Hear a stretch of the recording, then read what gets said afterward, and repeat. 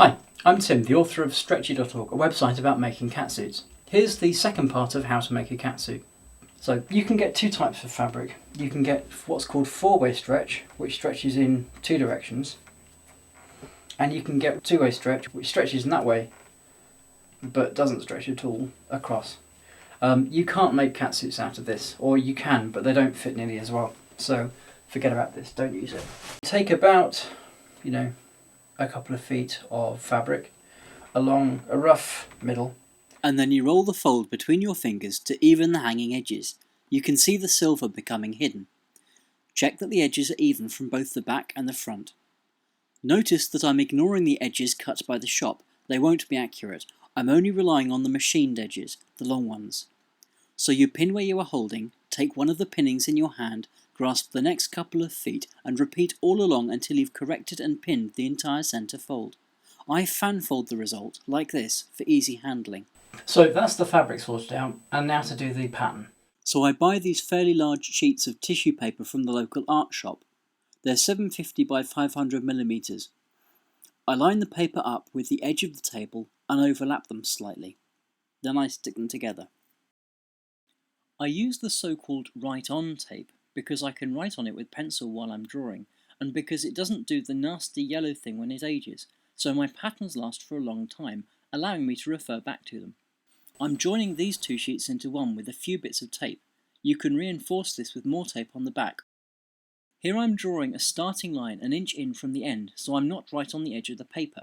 Then, because this catsuit will have the optional socks, I'm measuring in by the toe-ankle distance and drawing the ankle line. Now I'm marking the scaled half circumference of the top leg measurement here and there along the paper from one side, so I can join it up to form my main construction line.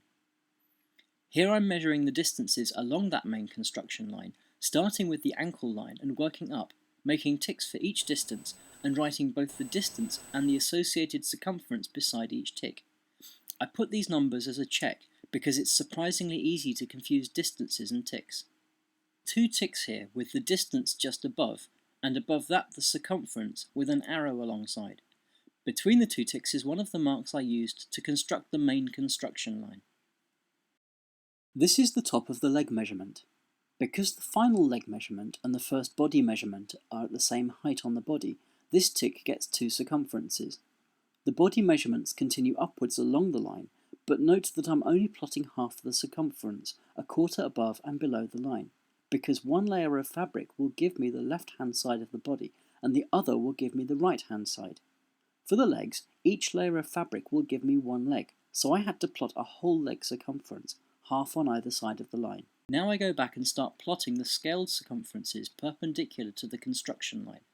And now you can see why I wanted to divide the leg measurements in half and the body in quarters, so I don't have to think too hard about how much to plot above and below the line. This is the tick where the leg and body meet, so there are two circumference measures. Notice the paper isn't quite big enough for a full width. I should have extended it when I started, but I'll do that later. You may wonder why I plot both above and below the line when I only need to plot on one side and then fold and copy. This is partly stupidity, but I find the two sets of lines help me align the fold accurately, and it's another simple check against errors. I'm drawing the leg curve through most of the endpoints, but it's more important to get a smooth line than to go through every point exactly. Use a pencil to rough in the curve before going over it with a pen, and check before you draw in pen. I made a mistake here, which is why the video isn't entirely consistent. Use a right angle to start the crotch curve off, and curve it smoothly into the body curve. Again, it's more important to be smooth than to go through every point exactly. The end point should inform your line, but not dictate it. The right angle that starts the crotch curve off is very important though. You should follow that. Now I'm drawing in with pen. The next part is optional, a transformation to eliminate the centre front seam up the chest the pattern would otherwise need. This is plotting a line parallel to the edge at the belly's narrowest circumference. It's continued to where it intersects the leg and up the chest. This is transferring the chopped off bits of the chest to the back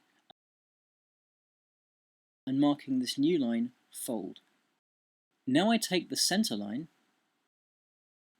and fold the pattern along it carefully and copy the line in pen.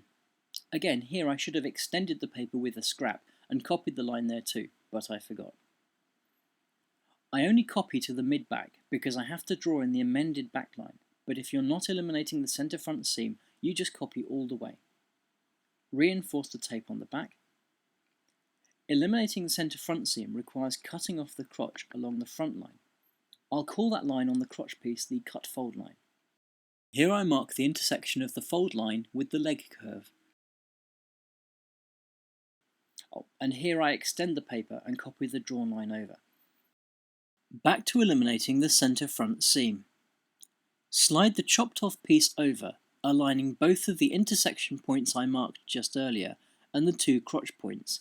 Tape it in place. Now draw a right angle from the cut fold line which just brushes the crotch curve. That's normally at the crotch points. Cut off the extra and measure between the intersection point and the new crotch point and transfer that length to the other side, upwards from the other intersection point. Mark that cut and above it is fold. Normally cut reaches the top leg measurement line. That's the outline of my toes, with the big toes outermost. Align it with the centre line and the toes line. Then continue the ankle line out to the toes, either by measuring or by construction, like here. Copy the toes. Then fold the paper in half and copy the feet. Obviously you should plot the feet when you do the leg, so you can fold and copy the legs and feet at the same time. I did it separately here. Then cut off the foot associated with the back along the ankle line. Here you see my ankle is 90mm half circumference. Subtracting 40mm from my heel leaves 50mm. Divide that by 2 is 25mm. So I mark on the spare paper a line as wide as my ankle with the heel width in the middle. Now I draw quarter circles from the sides of the heel to the ends of that line. I lost my compasses, so I'm improvising. And I join them together at the top. Then mark the result in pen, fold it, and copy to the other side. Then cut it in half and add them to the end of the cut-off foot and ankle, taping them in place. Now I mark ticks on both feet pieces, so I know where to notch the fabric for alignment when I'm sewing.